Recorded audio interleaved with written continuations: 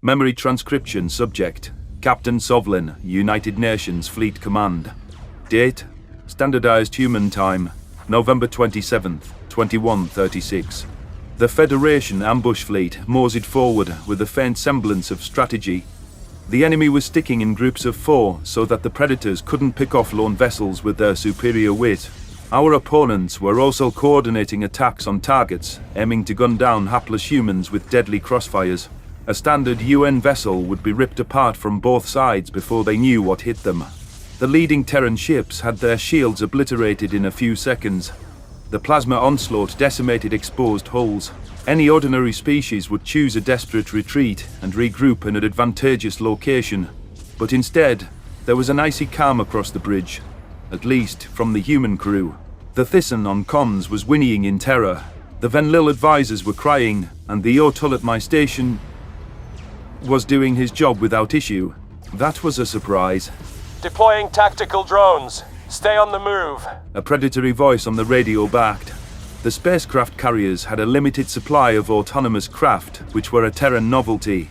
Unfortunately, most drones were lost during the defense of Earth. Restocking the reserves was a challenge with the manufacturing delays. Since humans were the only ones who possessed the innovation and weren't keen on giving away their secrets, their newfound allies couldn't help on that front. The predators trust no one. Not truly. I can't say I blame them. But even the few dozen drones we had at our disposal were a useful tool. They could undertake the riskiest maneuvers without any concern for life and limb. The enemy was likely blindsided by the unmanned vessels, so they weren't equipped to deal with them. Manual targeting was a requisite because the automatons were much smaller than standard ships. The drones twirled through the sky, changing direction on a dime. There was no worrying about whether inertial dampeners could keep up with no crew aboard. Pinning down the nimble craft proved a challenge for prey operators in real time. The Federation lobbed plasma at the inbound contacts, but the unmanned vehicles simply veered off at 90-degree angles. The enemy hesitated, uncertain how to proceed. Captain Monaghan nodded to the weapons station. Ready our armor-piercing missiles. Wait for the drones to land a few punches and fire. Our spacecraft cruised ahead, falling in beside 2 lightweight gunships that appeared to be tillfish impounds. The Terrans had outfitted the seized vessels with kinetic turrets on the hull. I wasn't sure what impact that weaponry could have against shields. The humans should know efficiency was why plasma dominated space, despite the higher energy demands. The drones coasted onward, anticipating Federation blows through predictive abilities. Perhaps the humans programmed algorithms to monitor power output and radio chatter. These robotic creations were a marvel of engineering regardless. Whatever anyone said about the predators, nobody could doubt their wicked intelligence. Our handful of automated craft flew circles around the larger forces, drawing within striking distance. The craft swooped in across the Federation's front lines and unloaded missiles from close range. Detonations buffeted the metal exteriors, crippling shields. Within human response time, the drones transitioned to a deluge of kinetics and mini-missiles. Hey, Gajade, find us some targets, Tyler snarled. I monitored the sensor data, finding the ship groupings with the most sustained damage. The Federation army was hurling munitions at the drones in a blind frenzy. The enemy hoped the deluge would cut off escape. Brute force proved enough to whittle down our unmanned charge by a significant margin. We had just a few seconds to capitalize on the discombobulation. Scanning the readout, my eyes turned to a Federation bunch just out of range. This enemy squadron had just lost a ship to the drones already, judging by the hefty debris. The remaining trio was slowed by an aged bomber with an inefficient drive signature. That meant they couldn't pull off sudden movements. A lack of evasive abilities offered an easy mark for the humans. I highlighted those 3 ships on the map. There. You take out the faster escorts with a 1-2 punch, then that bomber is sitting prey. Good call. We're saving the weapon station a lot of guesswork, Tyler responded. The census officer passed along the information before turning back to me. There was a gleam of interest in his eyes, which was something I didn't want to encourage. Perhaps I was doing a little too well with my orders for an alien. Our strike force converged on the target, accelerating with malicious intent. The UN's adopted gunships brought up our flanks while we lined up a Federation cruiser.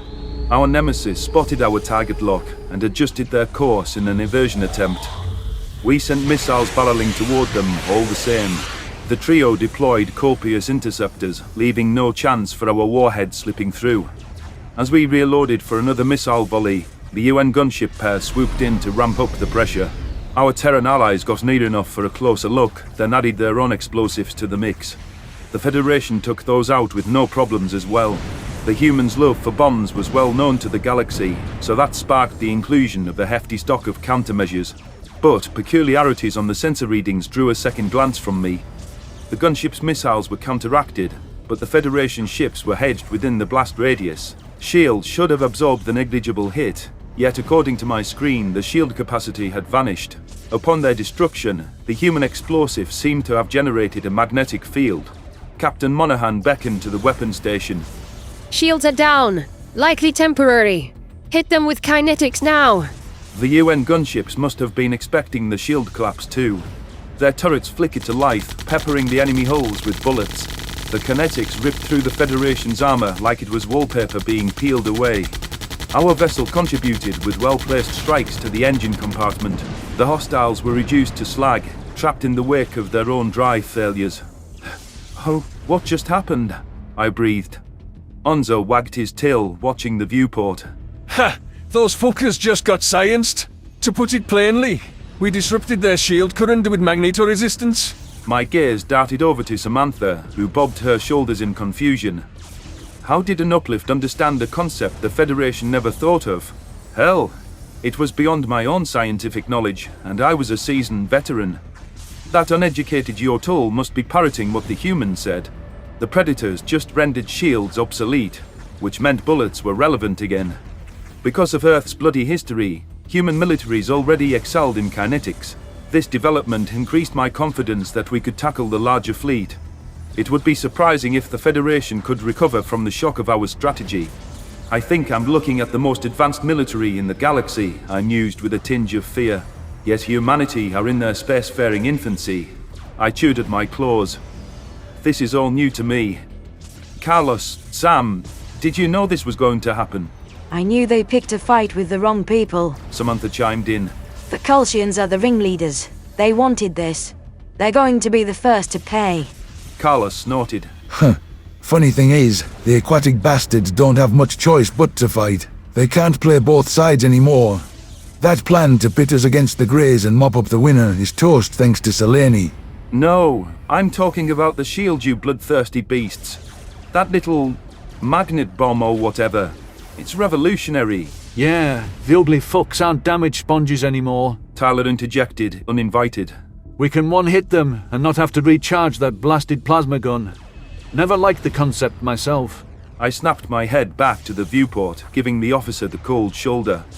Out of my peripheral vision, it was plain to see his hand curl into a fist. The Predator was seething from my continued insults. His commentary may have been a peace offering. This tension was all my fault, but I didn't know what to do about our mutual acquaintance. Carlos jabbed an elbow into my shoulder, shaking his head in warning. I mimicked the human's non-committal gesture by rolling my shoulders back. The male guard hissed in displeasure before waving a hand dismissively. I wished Tyler would keep this all business, since there was a battle to focus on. Our craft pivoted toward the heart of the action as Monaghan coordinated each station like a symphony conductor. Everyone piped up with input when prompted, and the humans put their hunting instincts to good use.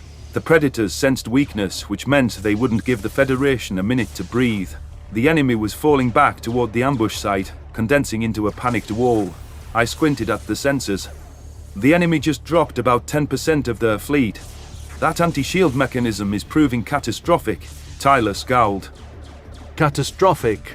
Catastrophic, sir, I grunted through gritted teeth. Retreat is probable if more imminent losses are in the cards. We need to inflict serious damage, fast. Captain's already working on that. Your analysis is spot on, but shit, you're a real hard-ass. I bet you're fun at parties. I don't remember what fun is, or what it's like to be happy. Not since the Arxa ate my family alive while they screamed over a video call. Humans always try to make me talk about my past, so now you know. Hey, settle down. Officer Cardona had nothing to do with that. Samantha hissed. I couldn't make myself hang up. but there was nothing I could do. I didn't say anything. Do you know how many times my daughter called my name? Help me, Daddy. Please, it hurts. Fuck. The pain was still as fresh as the day it happened, like a knife cutting through my sternum. Everyone at our station gawped at me, including the feisty Yortul and my guards. Tyler was quiet, leaning over his console in thought. He scratched his sandy hair, perhaps envisioning my story. The hostility ebbed out of his posture, replaced by a pitying frown. Shit, why did I say that? I don't want his pity, and I don't like talking about my losses. Stop thinking about Marcel, you worthless predator. Tears swelled in my eyes, and I pressed a paw to my mouth to stifle the choking sobs. After years of keeping it all bottled up, Seleni's revelation had me losing my mind. I was just like the demons that ate my little girl. Why couldn't I help her, if the shared malevolence was true? To top it off, instead of defending innocence in her memory, I had helped the Arxa get a leg up in the war. Carlos gave my neck a soothing pat, just above my bristling spines. I told them you needed a psyche valve. You're not well. I agree. I don't know who the hell cleared you for combat when it's obvious you're unfit for duty. Tyler took a deep breath and met my eyes. My condolences for what happened to you. Truly. But I think it's best that you're removed from this post. I glowered at the officer. I can do my job, and well. Helping humans is all I have left. Just skip social hour and I'll be fine, damn it. Please. Sir. The sandy-haired human turned to the viewport, watching as the Terran fleet charged the enemy. There wasn't time to get a replacement for me. Plasma would be flying at us any second. For all my flaws, I was more competent than most aliens. Captain Monaghan even admitted I was a knowledgeable addition to the crew. We need to inflict serious damage. Find us the path of least resistance into missile range. Tyler decided. Keep an eye on the surviving drones. I wiped the snot from my nose. Thank you, sir.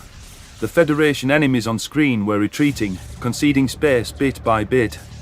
Our opponents hoped to keep some distance between us with cycles of railgun fire. They knew if we got close enough, they were finished.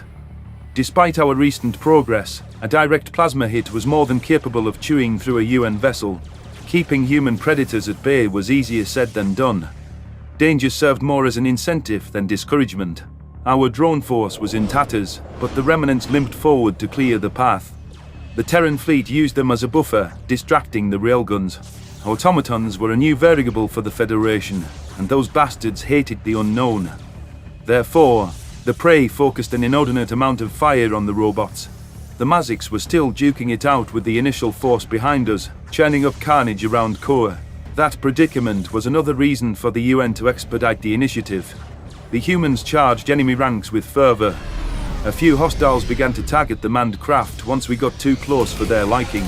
Plasma descended on our position at magnificent velocities, with one beam clipping our belly. The ship floorboards rocked beneath my feet, and the shield struggled to absorb the shave. Propulsion was wonky for a moment while the fluorescent lights flickered overhead. The Federation must have realized their volley connected with us, because target locks lit up my screen. One enemy's energy output dipped slightly, which raised my spines. Bank! Now! Or we're dead! I roared. Navigation struggled to get our systems responsive again. At Captain Monaghan's order, the humans diverted power from comms, weapons, and most importantly, shields. Our safeguards weren't going to withstand another blast regardless, but it was awful to have all defenses stripped away. Every second our craft sat idle felt like an eternity. A burst of light zipped across the sky like a lightning bolt, and I squeezed my eyes shut. There was a part of me that was relieved to be on the way out. Steering in my emotions had become too exhausting. Besides, the world would be better off without a predator like me. The downside of my imminent demise was the humans that would perish alongside me. Maybe there's an afterlife. Maybe I can see my family again. And so can Sam. Our thrusters sputtered to life, coughing out the surplus energy. Our ship lurched to the side, with inertial dampeners cushioning the sharp turns by a fraction.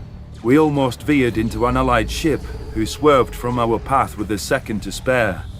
the plasma beam whisked by our haunches, culminating in a narrow miss. Well, would the census station like to command this ship? Any more unsanctioned orders for my crew? Captain Monaghan chuckled. I drew a shuddering breath. Have your drones and lighter craft feint to the rear flank, then bank center at the last moment. The Federation don't react like humans. That was a rhetorical question, though I like your idea. We could afford to mix up our playbook. Keep them on their toes. The human captain huddled over her microphone, though I couldn't tell what she said to our allies. The pack predators were able to act in harmony amidst chaos. Their precision and teamwork were unrivaled. The Terran fleet fanned out and coordinated return plasma fire. Ferocious light shone around us with the radiance of a supernova. The counterstrike put a muzzle on the Federation's offense for a moment. Hundreds of Terran ships plunged toward their right flank, spitting munitions to sell the maneuver. We had sustained minimal losses to our fleet and still had enough willpower to march ahead. All we needed was for the enemy to commit before we could spring the magnetic field on our true mark. The cornered prey felt vulnerable on the fringes of their formation. Several vessels reversed course and huddled together for safety as the avalanche of human weaponry continued. There were the faulty instincts at work again. Convinced of the Terran targets, the Federation arranged their fire to push us away from the flank. Throw both gravity missiles we've got at them, then follow up with our nuclear warhead. After that, spew kinetics at anything that survives. Monaghan barked. The bridge crew leapt to carry out her orders, and the restabilized propulsions had us bank sharply. The UN advance hooked back at a retreating angle, and we glided perpendicular to the enemy wall. Weapons readied their new targets before we snaked into the formation's heart. It was easy to picture the startled Federation crew, frozen in terror. A cascade of missiles drove their way into our nemesis's soft spot. Sensor data showed shields faltering and armor disintegrating. The battlefield fell into complete disorder as the Predators lunged forward for the kill. Kinetics spliced up shaken ships, and clean plasma dispatched any that limped along. The Federation hurled a few stray munitions at us with a dying whimper. The fools had no time to assess targets, and in their fearful state, a drunk toddler could aim better. I doubted most of them had close-range weapons or interceptors ready. The humans humiliated the traditional craft, besting them with savage cunning. With the ambush backfiring so horrifically, our enemies could have but one collective thought. Reeling from the loss of another 1,000 vessels, the Federation spacecraft banked away for a full retreat. But the Mazics were still engaged in the fight of their lives behind us with the lesser contingent. The enemy bombers were almost within orbital range. All that was left now was for the humans to secure Koa, restoring order for its rightful inhabitants.